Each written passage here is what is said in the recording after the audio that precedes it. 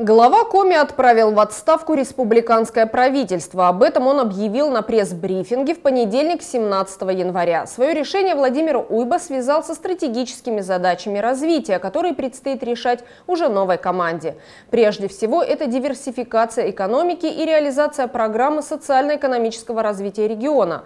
По поручению президента России ее необходимо утвердить не позднее марта 2022 года.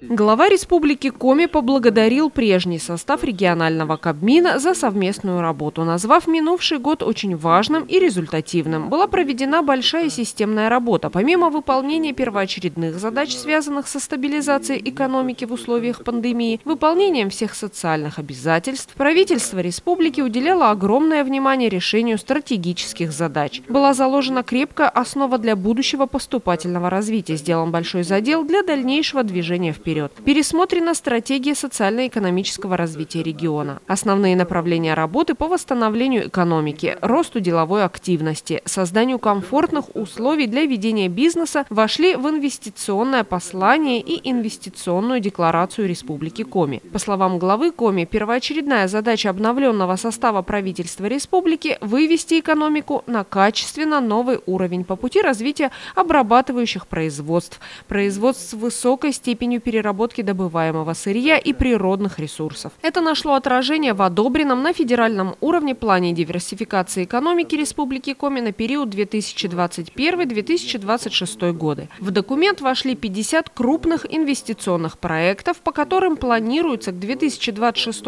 году привлечь в экономику региона 150 миллиардов рублей частных инвестиций в неугольные отрасли и создать новые рабочие места. Это позволит вывести регион на принципиально новый уровень развития, станет основой для экономического роста отраслей, в числе которых перспективные для республики лесопромышленный комплекс, сельское хозяйство, добыча рудных и неметаллических полезных ископаемых. Отдельного внимания требуют механизмы повышения качества жизни населения республики, в том числе развитие сфер социальной защиты и здравоохранения, благоустройства городской среды и развития жилищно-коммунальной инфраструктуры, чтобы люди хотели жить и работать в республике, заявил губернатор. Новый состав правительства Республики Коми будет объявлен дополнительно. До тех пор члены Кабмина продолжат работу в статусе исполняющих обязанности. Полномочия председателя правительства в период формирования нового состава будут возложены на Эльмиру Ахтямовну Ахмееву, объявил глава Коми.